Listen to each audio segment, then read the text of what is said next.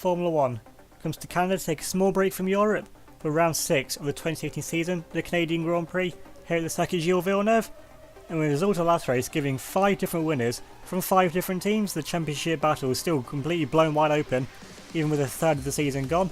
And could the power track of the Circuit Gilles Villeneuve throw another spanner into the works? BMW Williams were outputting numerous laps in all 3 practice sessions in order to get everything right for qualifying and race day, and hope to utilise the power advantage they will have with their BMW power unit around the circuit, with both Kubica and Tiro setting lap times in the top 5 in all 3 sessions. This track also wields good memories for Pascal Wehrlein, as it's the track that took his one and only victory to date. However, with the German needing to pick up his season, can he put in a good result here and keep in Toto Wolff's good books? Lance Stroll, the home favourite, is also another driver looking to get on top of his consistency in this 2018 season so far. Despite taking a brilliant podium back at Bahrain, consistency is something that's been lacking for the young Canadian, which means he trails in points to Mick Schumacher, his teammate. However, all the intention was on Monaco driver and Ferrari junior driver Charles Leclerc, as he took a brilliant podium finish in only his 5th race out, and many expecting to see young Leclerc in a Ferrari for 2019. Qualifying wouldn't go as to plan for Ricciardo in the Renault, as his car would grind to a halt on his first lap out of the pits in Q1, with Carmen Jordan lining up slowest of those that set a lap time. Pierre Gasly could only manage 18th in the Honda-powered Toro Rosso, with Rio Haryanto starting lead of the McLarens from 17th. It'll be a poor day in the office for Sauber, with Adrian Sutter getting knocked out in Q1 starting from 16th, and Charles Leclerc not faring much better, only lining up in 15th.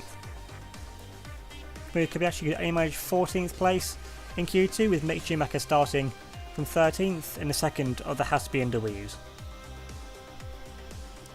An outstanding lap from Carlos Sainz sees the Spaniard start from inside the points position from 12th, with Lance Stroll just missed out on a place in the top 10 shootout.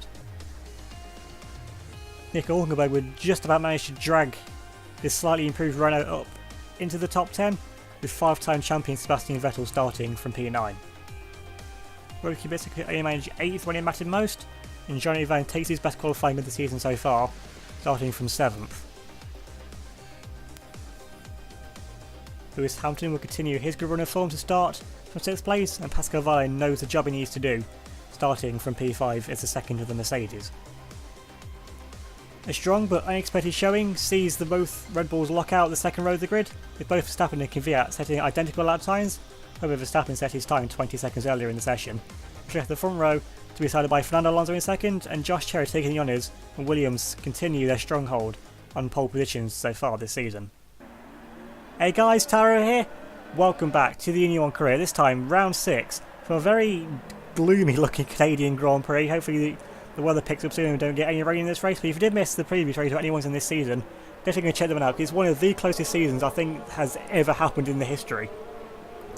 And then Pascal Wehrlein, starting from P5, he had a good race here last season since the race is only one so far, so he's definitely used to pick up his form. He's been absolutely trounced by Alonso so far this season. Also, Carlos Sainz somehow dragging that Toro Rosso Honda up into 12th place in qualifying. I mean, the VTEC must have been working overtime. Yeah, that's what we've seen from the last race. If Toro can get a good strategy, then their first points of the season may be on the board. And now then, looking back at us now, starting from pole position. I think this is our 4th pole position of the season. We've got Fernando Alonso starting from 2nd place. Alonso is always good on the start, so he's going to want to watch out the starts. And then 2 Red Bulls as well, running low drag setups than what they would have ideally wanted. So they could still be something of a challenge in straight line. Not expecting them to be out and out, flat out pace with us and those Mercedes, and even the Toyotas, which seem pretty mega in straight line speed as well. And then coming to the 5 red lights for the start of the Canadian Grand Prix. Lights out, and away we go. Can I get a good start alongside Fernando Alonso? So a good start there from the 2 Red Bulls because they have such good traction and downforce. Actually going to go 3 wide. Alonso trying to make place on 10. Good 3 wide with the 2 Red Bulls make contact. One of the Red Bulls they're going, the other one gets forced off of the Treno. Still going sandwiched in between those 2 Red Bulls. And it goes 3 wide out of the corner. One of the Red Bulls on the grass. Almost gets shoved to the wall all over the curbing. And then finally one of the Red Bulls matching clear. So still getting side by side now with the second Red Bulls. I think that's Max Verstappen, and we just managed to squeeze away past the Dutchman, and we draw down to P3 there off the pole position. Obviously, there's so much defending there very early on from at least one of the Red Bulls. I think Verstappen, that would have been the legal overtakeaway because he got forced around the outside trying to overtake us off the track, doing a bit of rallycross. And then coming down the straight now, got Verstappen actually gaining on the back of now, using that good traction. And that low drag centre to his advantage, just not quite close enough though, coming up into the third sector to make a move on us. But that Red Bull looking very menacing, surprisingly us today. It wasn't expecting that much of a challenge from the Red Bull of Verstappen. Of course, we get down a Kvyat in front of us. So Kvyat, we know that Red Bull isn't exactly a slouch in a straight line this season. But then it still should easily be no match to a BMW powered Williams or the Merc of Alonso, which is already streaking away. Everyone got about maybe even a second gap over Kvyat already with how much we were squabbling through the first few corners. Alonso just managed to shoot off into the distance. Now they're coming up now into the Wall of Champions final chicane. Can you get a good line through here? We're going to need a good line here if you try and keep in front of that Red Bull of Verstappen. He looks like Kubica made a good start up a few places ahead there of Lewis Hamilton. And on the run now down into Tail 1, Verstappen still gaining on us, but he's not quite gaining with back. We can see the gap. Alonso's already pulling away, maybe even about 1.5 second, maybe even 2 second gap already. Alonso is looking absolutely dominant in his early. It's not even been 2 laps of race, not even a lap and a half yet, but Alonso just running that engine on max, something just to pull away that much from the Red Bull. Down to Kvyat in second place now coming now. Actually go pebble through the first header, but then again, so will everyone because it's only the second lap of the race. So now then coming now. And straight now going to good run for here, but now we're going to have to stop in and DRS, and that's right here. It's on pure engine power. Verstappen going to try and go right around our outside now. Coming up now into the start of the session with Verstappen on the outside. We managed to keep it dive up the inside. We've got track position up the inside. We run a bit while they all take contact with one left. Verstappen's going to pull side by side once again. It's going to be a draw race now with the Dutchman down now into the heavy, going side by side into the making. Still once again, we still have the racing line, but Verstappen's trying to outbrake us from the outside line, but we got the apex to the corner. Verstappen's still going to try and hold it now around our outside. That's going to be a run now down into the Wall of Champions chicane. Verstappen's still keeping his outside with us, so we should actually DRS now for this. He must be a bit further on. And he's up now with DRS now coming down now into tail 1. You can stop and try and make a move into the chicane. He's going to try and hold it around that line. We just managed to keep it in front though. And what's happening? He gets a compromise exit. Now that's going to put Pascal Wehrlein now motor behind the back of Max Verstappen. And now we're coming now into one Wehrlein's all over the back. Verstappen just cuts back in front there. Pascal Wehrlein made a contact there between two of them. So Verstappen being very, very aggressive. This isn't the first time we've seen Wehrlein come to blows with a Red Bull back drive so far this season. Going back to the first race season, Australia with Gasly just cutting it all over the front of Pascal Wehrlein. So Wehrlein is showing a lot more racing in than what we've seen so far this season. Now moving a bit further on, looking further back now, the home favourite here, Lawrence Stroll, who's currently stuck up behind that Renault of Nico Hülkenberg. Now coming into the hairpin, Stroll was not quite close to making a move on the inside there, but even though with the Renault's upgraded ERS to actually now have ERS, surely it still should be no match, although it's still looking fairly gloomy to us. Maybe the cooler temperatures also suiting that Renault better than they would do at the house. But you know, the temperatures do seem to play a lot for the cars. And coming down with DRS now into the World Championship game. Hulkenberg's going to defend to the inside line, but Stroll just has to stay behind. Now can Stroll get a good run down the start finish straight. Looks like he's gaining though on the back. Oh, that Renault got one of the Ferraris right up behind as well. Coming down into someone Stroll and trying to get from inside. He's going to try and make a dive now up the inside now. Imagine the home crowd are going wild for this. And now Stroll's going to try and hold it now around the outside. Off Nico Hülkenberg, Hülkenberg going inside line, but Stroll's on the racing line and going to put the power down now. Keeping side by side now, coming up now into the first chicanes. Hülkenberg trying to dive on the inside line, so close, making side pod to wheel contact, and Stroll just manages to power way through, force Hülkenberg out wide. So great driving, great respectful driving from both Stroll and Hülkenberg there. They both come out in one piece. Remember back to the 2011 Grand Prix where Alonso got a pity round by Jenson Button, doing pretty much the same thing that Stroll and Hülkenberg. But actually Hulk with a bit of DRS now, and imagine a bit of ERS actually coming back though. And long shot, so that Renault is really no slouch in straight line, but if you give it half a chance to get back past it, it looks like it's going to take it. And then coming up now into the hairpin, Hülkenberg still going to be gaining, of course no DRS up into the hairpin. Now coming now under heavy braking, Stroll still keeping it in front of actually. Him and Hülkenberg actually put a little bit of a gap though over that Ferrari behind. Now looking to the battle now further back in front. You've got Verstappen once again trying to go around our outside now. Going up now into the final chicane. Verstappen going to try and hold it around the outside line once again. We're still hopping over the curve. We still can't quite hold it around our outside. And Verstappen's actually got us though on the corner race, but now we're on the racing line. We have the better momentum out of the corner. Actually, here comes our teammate Robbie Kubica trying to make a move as well. Where did Kubica come from? And coming now into Tail 1, can go for a dive inside. He's going to try and go for a dive inside. Verstappen as well, can try and make a double overtake work. You've got Kubica trying to hold it now around the outside line of Verstappen with that good traction. Actually, now here comes Kubica once again. Gets an effective overcut sweep back line to the inside. That's going to keep side by side now. In chicane, going to take the outside line, and Verstappen just forces out Kubica. I think they've been in a bit of contact there with the wall. And we're now getting side by side now once again with our teammate Kubica. But coming now into the second chicane, we just have to pick out of that. Just pretty much extended defeat there to our teammate. Now we've got Lewis Hamilton still over the back of us. Of course, this was the first race that Lewis Hamilton won in his career back in 2007, so the Canadian Grand Prix seems to be a strong track for a lot of drivers there. Of course, no more than our teammate Robbie Kubica, who took his one and only victory for BMW Sauber here and also in 2008, so this track definitely got a lot of good memories for a lot of the drivers around us. Actually, yellow flags, there's a car from the top there. I can't quite see what colour it is, but on the, it's a red dot on the mini-map, but it looks like a Ferrari red colour dot. It's bright and bright red dots. I think one of the Ferraris actually retired from the Grand Prix. So Scuderia Ferrari season just goes from bad to worse, but now Kubica all over the back now. On Verstappen now coming down in front of chicane. Verstappen goes defensive to the inside line. Actually, it doesn't matter because Kubica is coming into a very early pit stop actually. Okay, so pretty much Williams here pulling the trigger on the pit stops, bringing in Kubica for an early since, well, he was actually the lead driver, so he gets first call on what he wants to do. Actually, there's a few cars coming behind as well. Looks like Daniel Kvyat and possibly even Alonso's pit as well. I didn't see the pit crew out, so I don't know if Alonso's coming, but I saw another pit crew out there as well. And coming out now, because with this pit exit, you cut out turn 1 and rejoin around turn 2, so that Renault that's going around through turn 1 now, Kubica should be out in front of that Renault. Indeed, he's just about coming into the picture there, so it looks like Kubica's got an absolute world of fear in front of him. Now moving now onto lap 12, we still haven't pitted yet, so Williams to trying something very different with our strategy, and we've got Fernando Alonso behind us who has already stopped and has actually caught us up again now on a set of ultra soft tyres, and we actually got Lance Stroll, the home favourite, currently in third place. So Stroll's having a good race here as well. Now we can find to the pit crew that'll be boxing now at the end of this lap now, on the end of lap time, so he took these tyres definitely quite a bit further than what really they should have been going. Now then, coming into the pits, and we relinquish the lead of the race back to Fernando Alonso. Now then, coming now into the pits, and what tyres are Williams going to put us onto now? It's pretty much weird. It's very lonely penalty because Williams is the only pit crew out here at the minute. And now actually, Williams are going to put me on here on the set of super soft tyres, the hardest compound available. So Williams are trying a very, very risky, audacious one-stop with me now. You see there's all the cars coming out. They're going to drop quite a way down the other because with our dead tyres, we'll be losing time even to these slower and further back midfield cars as well. Coming out now, so actually got one of the Ferraris actually stuck up behind one of the McLaren, so it was the sole remaining Ferrari, so can't quite see which one it is, so we can go side by side though with our Ferrari though into the chicane, but Vettel, I think it's Vettel anyway, you just managed to hold it up the inside line. I think you see the helmet there, and indeed it is Sebastian Vettel as the sole remaining Ferrari. So Jean-Eric Verne, his season just goes from bad to worse. I mean, if you take out that flick wheel, almost spin the car around there, that's curving pretty much like Azerbaijan through the castle section. On cold tyres, this car's just got absolutely no grip on the road. Of course, we're on super soft as well, so on the hardest compound available, so. And of course even more with the lower temperatures as well, they're going to take a while to get up to temperature. Now Mick Schumacher, currently in P16, I don't know what's happened to Schumi in this race, he must have had a very early stop or something. And we've still got a huge battle though between the two Renaults, and let's see the McLaren's in there as well, so a lot of Renault powered cars here getting in the mix. I think there's a Toro Rosso actually leading this queue as well, so Toro Rosso is going to be the slowest thing in a straight line.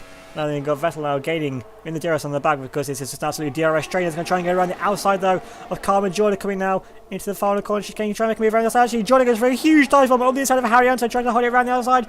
I mean, it's a very opportunistic move there from Carmen Jordan. Should try to turn the defensive move into an overtake, but now once again Sebastian Vettel pulls to the outside of Carmen Jordan, coming down this time. We're going to try and look for the inside of Carmen Jordan, just not close enough to back out of the move and pretty much scare ourselves off of the road with carrying that much speed into the corner. But Vettel though, there's that superior downforce strategy, just superior everything really, and fresher tyres as well. And powers past Carmen Jordan. Now then, he continues attentions to the other McLaren now of Rio Hamilton. Now we're all over the back now of Carmen Jordan, coming now under heavily braking now into the second of the chicanes. Just of course through here, just have to stick behind that McLaren Renault on ultra soft tyres, which have done 14 laps of the race, so the best part of half of the race on one set of tyres. And like I said, the one stoppers, which I imagine all of these lower midfield cars are actually doing, is Vettel tries to go around the outside of Harrianto. Very opportunistic move there from the 5-time champion. Now then, we're all over the back now of both of the McLarens. Going to pull to the outside now of Carmen Jordan, going to go for the outside as well, going for a 3-wide down into the hairpin, going to be side by side with double McLaren. Going to make a double overtake there of both of the McLarens, and Harrianto just about managing to defend from teammate Carmen Jordan. I imagine Harrianto wasn't even imagining that, focused too much surely on defending from his team, and now we're gaining in the DRS on the back of Sebastian Vettel, coming now into final chicane, not quite close enough to the back of the 5-time chance to make a lead. Okay, going to get a brilliant run actually through the hairpin, and we're going to pull to the outside now, which then turn to the inside after turn. We're going to be side by side now with Sebastian Vettel down into turn 1, and going to easily outbrake the 5-time world champion, but Vettel got some fighting in that Ferrari. You know that Ferrari has been a bit of a shed so far this season. Vettel still keeping it side by side. We can try hiding out of the inside line now into the second chicane. Vettel try and make a deja vu. That's what we did. We came out of the pit, but no, this time we managed to force out the 5-time world champion. Now our tyres are up to temperature, and I imagine our tyres, although they're harder compounds, I imagine they have more grip at this point because Vettel's been on his tyres now for quite a few laps, and now can we try and make a move on, I think this is Carlos Sainz again, actually nicely here from the rear diffuser, pretty much reminiscent of the view that we got from the back of Nico Rosberg's Mercedes. We're back where we're in the Lotus days. They're coming down into the hairpin and make a move, and actually starts to a huge lock up though from the Toro. We run a complete wide, we just got so much flustered about how fast we were approaching. Now then, Carlos Sainz having to defend now from Sebastian Vettel. Try and go around the outside now into the hairpin and try and make an outside move on the Spaniards. They're going to be side by side now. Corner race. Vettel has the racing line and has better traction and better tyres and just a better car in general. Actually, further back now, you've got a bit of McLaren civil war here now. Colin Jordan all over the back now. Over Harry Anto, going to be side by side. You've got Jordan trying to go around the long way around the outside, and Jordan's going to breeze past Harry Anto. Going up now into the final corner. Harry can try to dive back on the inside. No, it doesn't matter because he's coming into the pit only, but that was an easy move for Carl Jordan, even with DRS. I mean, Jordan, remember back to our Lotus days, back when me and Jordan were teammates, Jordan was pretty nippy in straight line, so it looks like she likes a lower drag setup, at least at this track, compared to her teammates anyway. And then the Toro Rosso there of Carlos Sainz going to a set of super soft tyres along with Ria Haryanto. So it looks like this is the time now where all the two-stoppers, or the one-stoppers are coming in from further back. So we've played, what, four laps earlier? Something like that anyway. So we really even have to stretch this air tyres as well. Going to be side by side now coming out of the pits. The McLaren is just going to keep in front there of the Renault. He's going to need to get his tyres up to temperature. So if that Renault should try and make a move, this is time to pass. Now talking of Renaults, we're coming now up into P7 now on lap 19 of the race, and we're all over the back now of the Renault of Nico Hülkenberg, who I think has got to make another stop in this race. Yeah, there's no way I think he can go 16 laps on that set of tyres that he's currently on. Now then, we get good out the hairpin though. We looks like the Renault just put away from there because this Williams really doesn't work all too well in the dirty air conditions. And then we've got DRS now on the back of this Renault, now coming down into the chicane. Now can try and make a move on Hülkenberg. Hülkenberg goes defensive to the inside line, can try and make a move around the outside. Can be so outside now into the chicane and make a move right around the outside. I'm Nico Hülkenberg. Thankfully, Hülkenberg doesn't spin himself out trying to hold it around the outside, but Hülkenberg gets a pretty good run out of the corner. Of course, it's a double DRS, so Hülkenberg doesn't have DRS. He's all over the back, so you got to go defensive to the inside line. Because actually, the Renault really just showing up to races now with actually a competitive package now. So if that Renault had DRS, they'd been back straight past us, but I think, unfortunately, fortunately for us, it's a double DRS zone that we got DRS once again, even though we're in front, but fortunately for Hulk. And I think you can try and actually pull away now from that Renault. Actually, we are 3 tenths down on our best sector time for sector 1, and I'm not really surprised to get a bit of a huge slide over the curve, so not really finding all too much grip over that curve, even though it's the racing line that you take. And then this is also a DRS zone, I forgot to mention for this season as well. There's 3 DRS zones here on the Canadian circuit. And then you get a good run there actually now into the third sector. This is where we need to be pulling away from that Renault behind us, because we're up now into P4. A few of the cars made their second stop. So I've got Verstappen is currently in a podium place. I don't know if he's got to stop again yet. I'd imagine that he has, but I don't think we've been a pit stop down since we're making effectively 1 stop less than all the cars around us. I don't think our pace has been too terrible through all the lapped cars. Now then, coming now into the final corner, you've got that Renault still gaining on us. That Renault, if they just had a little bit more just raw engine power without the ERS, I think that Renault could be a pretty good, at least top 10, consistent top 10 runner. And they're coming now under heavy braking now down. It's once again, actually now into P3. It's our teammate now, Robbie Kubica, is currently in second place. So I imagine that's still Fernando Alonso out in front. Now moving a bit further now, looking at our teammate, Robbie Kubica is now coming in for his final stop now of the race, his second stop. And so once again, it's a very lonely pit lane with only Williams, the only pit crew out. And he's going to another set of the ultra soft tyres. I mean, he could have gone to a set of hyper since I took him 12 laps of the race, but they were pretty much past their best way before that. So put him on a harder compound of tyres, so he's going to be able to now to use all of the life that these tyres have available to him. Coming out now through turn 2, like come up behind one of the Haas, but then again, since the Haas is the BMW Williams B team, it shouldn't be too much of a hassle for Kubica to try and get past once he catches up to the back, though, of whichever Haas that is. Feeling a bit looking up front, got Fernando Alonso in an absolute world of his own, actually coming up to actually lap a car, and he's took 6 rounds, including this race, the 6th race, to actually lap a car. And it's like we're going to be one of the Saubers, which is the fast car to get lapped. It's like Adrian Sutil as well, so Sutil definitely been pretty much a down-to-earth race for Sauber, because they've been so good. They've got 2 podiums to their name so far this season, but now it's like they're pretty much, well, Sutil's currently last place because he's the fast car, which is going to be properly lapped. I mean, we know Daniel Kvyat got lapped back at China, but that's because he had a puncture. So the first legitimate lapping of a car is Adrian Sutil, who gets lapped by Fernando Alonso, pretty much just showing how close this grid of cars is. If it took this long to actually for one car to get lapped. Moving though onto lap 27. We're currently though in second place. We got our teammate though, Robbie Kubica, gaining on us massively though with the ultra tyres. Although we do set a green second sector, so a best second sector of the race for us, but we've still got Robbie Kubica, all of that because now Kubica is so much faster on those fresher tyres as well, because we reached the one-top strategy here. Imagine we're just about net us a podium. Now can we demonstrate Kubica is gaining out in the race, and he's going to move to the inside, and we're just going to let Kubica pass, because honestly, what's the point in holding him? There's no point holding him up, is there? We're so much fun to play the team game, because Williams still get the same points for second and third place. It doesn't matter which way around. And honestly, Kubica is the lead driver, and she's put up the fastest lap of the race. But Kubica is the lead driver in the championship standing. So as it stands right now, he's the one that needed points, especially with Fernando Alonso leading the race. It's going to be pretty much a damage limitation, but if Kubica can keep saying fastest laps like that, with 7 laps of the race left to go, can Kubica maybe might even be able to try and catch up? Fernando Alonso, I think, is so far gone at this point. Now looking back now at the McLaren battles here, and then with the Renault power, so once again 3 Renault power cars. We've got Jordan leading, then Haryanto, and then I imagine the Renault is Daniel Ricciardo. Now then, sure, you've got Haryanto now gaining in the DRS though on the back of Carmen Jordan. He's going to pull to the inside of Carmen Jordan. Now the Renault almost tries to make it 3 wide. Just Jordan with a bit of aggressive defending managed to hold off Daniel Ricciardo into the hairpin. Haryanto has managed to clear his teammate, and that's going to leave Daniel Ricciardo to try and make a move on Carmen Jordan. Jordan's going to try and go in, but it breezes past because the WDRS. Jordan has literally no defense there whatsoever. And through turn 1 and turn 2. And also you've got Daniel Ricciardo here on the ultra soft tyres as well, so it's like, even though Ricciardo's starting in last place, Renault put a lot of belief in thinking that the 2-stop was the way to go, but so far it's not looking to be the way.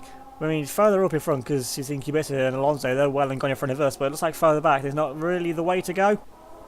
Now through the second of 3 DRS zones on this track, we've still got Ricciardo gaining on the back of Rio Harrington, but coming into the first set is not quite close enough there to make a move on the back. Oh, the Indonesian actually got one of the Toro Rosso Hondas actually joining now into this cube car. So like the Toro Rosso is starting to come alive a bit now in the race. Well, at least that one behind these 2 McLarens is anyway. Through the hairpin, Haryanto doing like I mentioned. I think Haryanto actually scored a point here last season in the McLaren Honda as it was back then. So it's also a good race for Haryanto. But once again, this is going to be pure Renault v Renault power. There's going to be no advantage here because with the DRS, that is the only advantage available to them. And Ricciardo just breezes past Haryanto pretty much like he's not even there. He was just showing how powerful DRS can be. And that should be Ricciardo long going up the road. Actually, you've got Carvajal coming actually under threat from that Toro Rosso on, and Toro Rosso going to pull to the outside now, coming down into Toro and Georgia trying to hide it. All these are going to be side by side, almost a bit of wheel banging there. It's like that Toro Rosso is also on the 2 side actually, because I want to say ultra soft tires. Georgia's going to try to hide it around the outside line. Even though these two, pretty much the 2 slowest cars on the grid, are putting up a massive fight, but with that grippy tyres, the Toro Rosso has managed to just drive completely past it though through the chicane. Now they're moving a bit further on. Actually, this is the final lap of the Grand Prix. So Alonso's going through the final corner for the final time. Still got another barrage of lapped cars in front of him. So Alonso was an absolute supreme pace in this race. Coming down out into someone actually a conquest with the car that is actually one of the Toyotas. So that's why he's having an absolute mare because one of the McLarens was not too far behind it either. Now it's going to be our teammate Kubica that's going to come across the line there in second place. I mean, Kubica, he's at the first lap of the race, had some good pace, but Alonso, which is so far going. Kubica starting down in 8th place. That really didn't do him any favours. Now we come across the line though in P3, so we get a podium, our second podium of the season. The strategy, well, it worked at least to get us a podium, but still, sure, I think we should have got more since we made a pit stop less than everyone else. But either way, Toto Wolff looks very happy. Meanwhile, won't he, since Alonso and Mercedes are now the first and only repeat winners of the season, and they can see Alonso's pit garage also looking very happy with the handiwork that they've done this weekend as well. And there you can see Fernando Alonso celebrating his victory.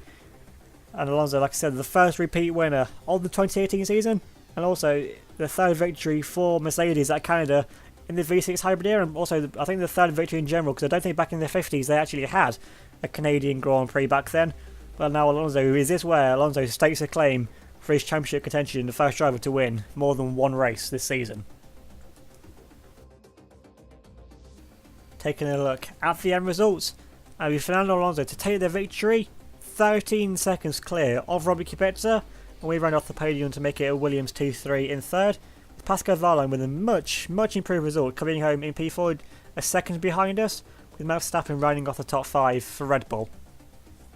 Hamilton would finish the race where he started in P6, with Lance Stroll with a great race to get from 7th up into the points, even more into the points, finishing in 7th place. And you've got Charles Leclerc with a great result from 15th to 8th for Sauber, and Daniel Kvyat finishes down in 9th place. As you see there, his time's in red, because Kvyat actually got a 5-second time penalty. Not too sure what for, but either way, that 5 seconds drops him down. Well, it only drops him down 1 place, so not the best pace in the world for Daniel Kvyat in this race regardless. And Hülkenberg rounds off the top 10 for Renault. Sebastian Vettel, the sole remaining Ferrari, 11th, with Mick Schumacher running off the point scorers in 12th of the second of the Haas. Carlos Sainz would just miss out on points in terms of position, going home in 13th, but still about 15 seconds behind. Mick Schumacher still quite a lot of work for Toro Rosso to do in this season, along with McLaren as well, with Rio Haryanto finishing in 14th, with Ricciardo only getting up to 15th, so the two-stop really not the way to go for the Honey Badger, with Kamui Kobayashi all the way down in P16, so absolute mare of a race for Kamui. Pierre Gasly finishing in 17th as the last of the cars on the lead lap, with Carmen Jordan and Adrian Sittle both a lap down, and Jean-Eric Vergne retiring from the Grand Prix.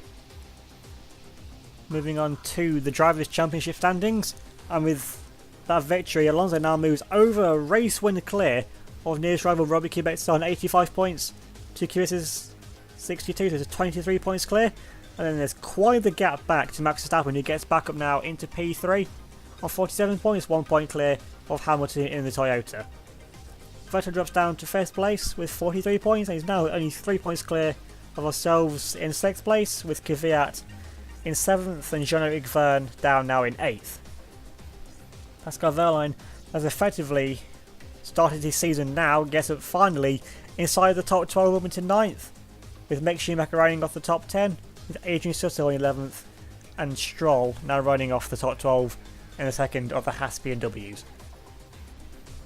Charles Leclerc now gets up now into 13th place on 21 points, joint with Nico Hulkenberg, but by virtue of better result, Leclerc is ahead. Kobayashi, with his nightmare result, drops down into 15th place. He's still 10 points clear of Daniel Ricciardo, and then in turn he's 6 points clear of Rio Haryanto.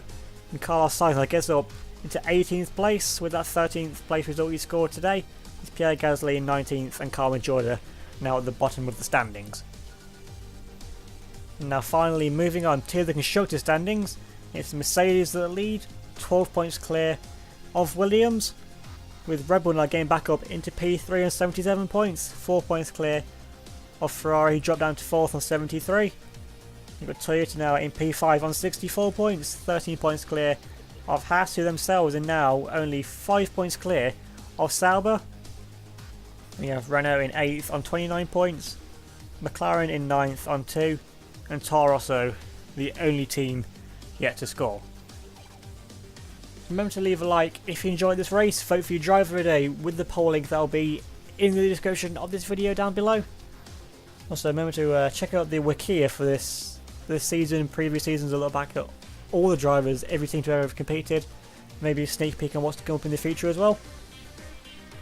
Remember to check me out on Facebook, Twitter and Instagram. They'll be linked down in the description below, along with the 2 livery mods that I'm using, the Martini stripes and the BWT livery. They'll be linked down below.